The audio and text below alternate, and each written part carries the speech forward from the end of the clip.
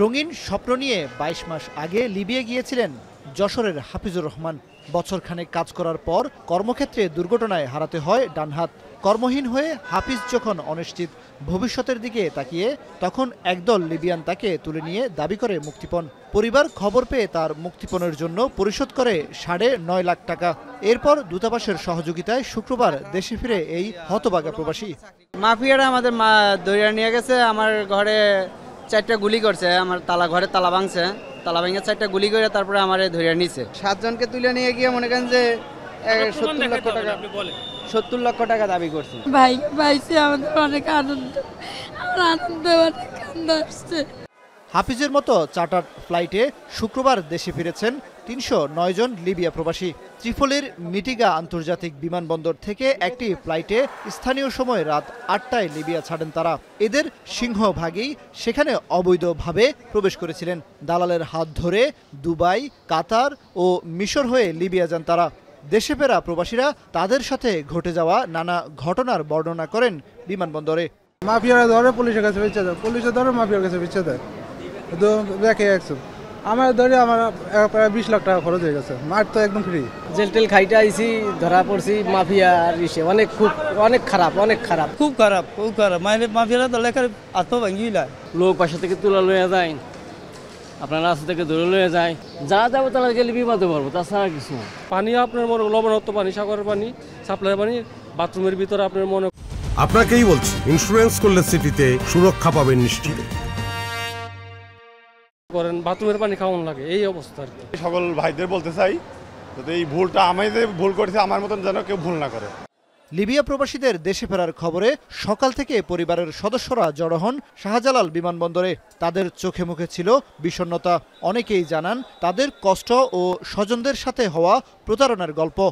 বেঙ্গাজি থেকে ত্রিপল্লি গেছে, যাওয়ার পর স্যার ওই দালালে নিয়ে বেশ চালাইছে মাফিয়ার কাছে, ঠিক আছে স্যার। এই তোমার আমার 25 লাখ টাকা দিয়ে গেছি, আর কোনো ভিডি বাড়ি কোনো কিছুই নাই।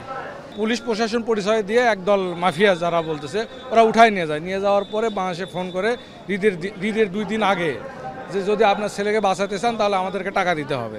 এদিকে গত 30 সেপ্টেম্বর ত্রিপোলি থেকে 4টি নৌকা ইতালির উদ্দেশ্যে যাত্রা করে। এর মধ্যে 3টি নৌকা ইতালির উপকূলে পৌঁছালেও একটি নৌকা নিখোঁজ হয়। সেই নৌকায় ছিলেন হবিগঞ্জের 31 যুবক। নিখোঁজ জসিমউদ্দিনের বাড়িতে গেলে দূর থেকেই ভেসে আসছে পরিবারের আহাজারি। নিখোঁজদের উদ্দেশ্যে চলছে দোয়া। মমতাময়ী মায়ের বুক ভরা কষ্ট। 31 জনের অধিকাংশই হবিগঞ্জের বানিয়াচং ও আজমিরিগঞ্জ উপজেলার বিভিন্ন গ্রামের বাসিন্দা। স্বজনদের ভাষ্যে তারা সবাই ইউরোপে উন্নত জীবনের আশায় দালালের মাধ্যমে অবৈধভাবে পাড়ি জমান।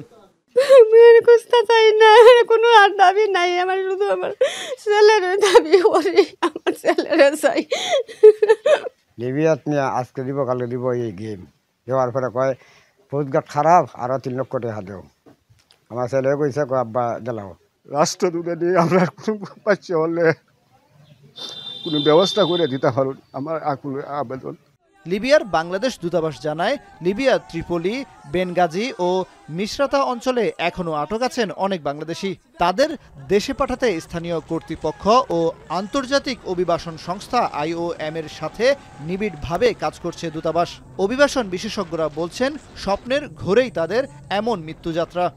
গবেষণায় দেখেছি যে এইভাবে যারা ইউরোপে ঢোকার চেষ্টা করে তাদের আপনার অন্ততপক্ষে 79% তারা কোনো না কোনোভাবে নির্যাতনের শিকার হয়, এবং এটার একটা বড় অংশই লিবিয়াতে ক্যাম্পে রেখে নির্যাতন করা, এবং নির্যাতন করে তাদের পরিবারগুলোর কাছে 10 লাখ, 15 লাখ, 20 লাখ, 25 লাখ টাকা পর্যন্ত তাদের কাছ থেকে নেওয়া হয়। এবং সামাজিক যোগাযোগের মাধ্যমে অনেকগুলো গ্রুপ তারা সক্রিয় এইভাবে আপনার ইউরোপে নিয়ে যাওয়ার কথা বলে, এবং বাংলাদেশের কিন্তু সেই প্রলোভনে পা দিচ্ছে। সে ভাবছে আমি ইউরোপে গেলেই আমার সমস্ত সমস্যার সমাধান হয়ে যাবে, এবং সেজন্যই কিন্তু বাংলাদেশ সারা পৃথিবীর মধ্যে এইভাবে ঢোকার জন্য প্রথম।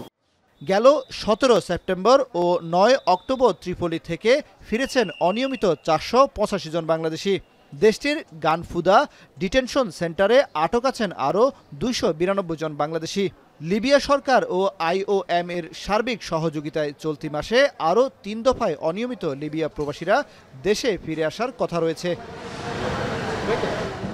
অবৈধ পথে ভূমধ্যসাগর পাড়ি দিতে গিয়ে প্রতিনিয়ত স্বপ্নভাঙা গল্প নিয়ে দেশে ফিরছেন বাংলাদেশিরা। কখনো নিখোঁজ, কখনো আটক, কিংবা মৃত্যু। স্বজনদের আহাজারি কবে শেষ হবে, কবে বন্ধ হবে এই মরণযাত্রা? অভিবাসন বিশেষজ্ঞরা বলছেন সেক্ষেত্রে সচেতন হতে হবে গ্রাম পর্যায় থেকেই।